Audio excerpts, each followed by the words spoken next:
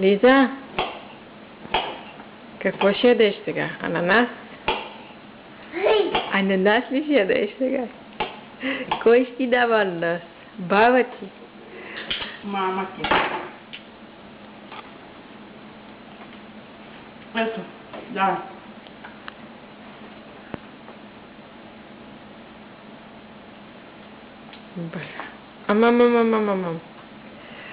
Амам. Това шкафче не го отваря. И това шкафче няма какво да проверяваш. Тя днеска извади всички буркани от тук, вече ни ги чупи.